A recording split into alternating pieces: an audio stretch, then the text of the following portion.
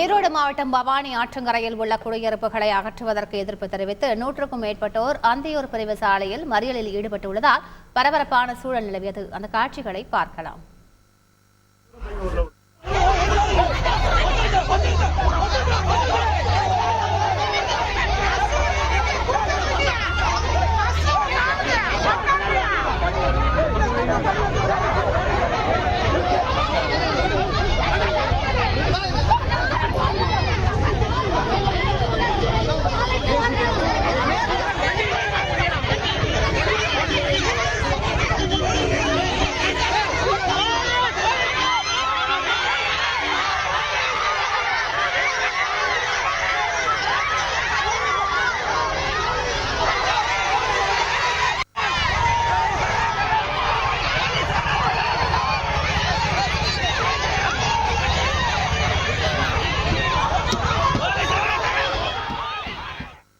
விவரங்களை செய்தியாளர் மேகநாதன் வழங்க கேட்கலாம். மேகநாதன், அங்கு எவ்வளவு குடியிருப்புகள் இருக்கின்றன அந்த பகுதியில்?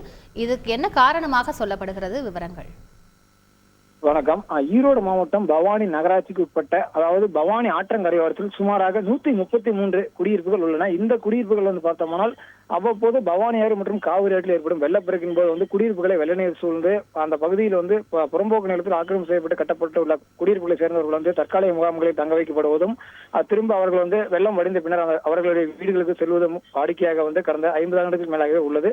இந்த நிலையில் தற்போது கடந்த ஒரு வாரத்திற்கு முன்பாக தமிழக நீர்வளத்துறை பொதுப்பணித்துறை சார்பாக அந்த புறம்போக்கு ஆக்கிரமிப்பு நிலத்தில் கட்டப்பட்டுள்ள குடியிருப்புகள் அனைத்தும் முழுவதுமாக வருகிற செப்டம்பர் 18ஆம் தேதி அகற்றப்பட வேண்டும் என ஒரு உத்தரவு ஆணையை பிறப்பித்தது. இதன் காரணமாக அந்த தகவல் அறிந்த குடியிருப்பு வாசிகள் இன்று காலை 8 மணிக்காக பவானி அந்தியூர் ஈரோடு பிரிவு சாலை சந்திக்கும் இடத்தில் 3 புறமும் தனித்தனியாக அங்கங்கே கூடி மக்கள் சுமாராக அந்த குடியிருப்புகளை சேர்ந்த 500க்கும் மேற்பட்டவர்கள் திரண்டு சாலையில் அமர்ந்து தர்ணா போராட்டத்தில் ஈடுபட்டு தங்களுடைய குடியிருப்புகளை விட்டு நாங்கள் வெளியேற மாட்டோம், தற்போது அந்த அரசு அறிவித்துள்ள அரசாணையை திரும்பி பெற வேண்டும் எனவும் தங்களுக்கு வழங்கப்பட உள்ள அந்த அடுக்குமாடி குடியிருப்புகளுக்கு நாங்கள் சென்றால் அங்கு தங்களுடைய வாழ்வாதாரம் பாதிக்கப்படும் எனவும் அங்கு நிர்ணயிக்கப்பட்டுள்ள தொகையும் தங்களால் கட்ட முடியாது எனவும் கூறி போராட்டத்தில் ஈடுபட்டார். இந்த போராட்டத்தினால் பார்த்தோம்னால் காலை 8 மணிக்கு கூடியதனால் கல்லூரி மற்றும் பணிகளுக்கு செல்பவர்கள், பள்ளிகளுக்கு செல்பவர்கள் என எந்த பேருந்து போக்குவரத்துமே செல்ல முடியாத சூழலில் அங்கங்கே பயணிகள் இறங்கி நடந்து சென்றனர். இதன் காரணமாக போக்குவரத்து சந்தித்து பெரும் பாதிப்பு ஏற்பட்டது.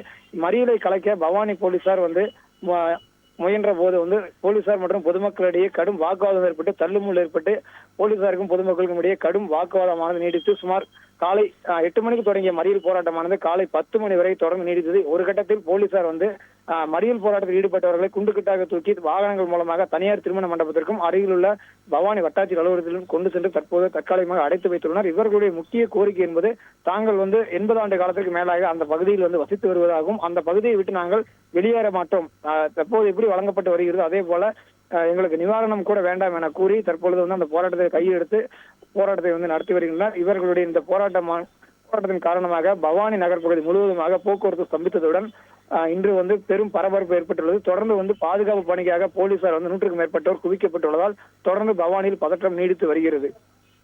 விவரங்களுக்கு நன்றி மேகநாதன்.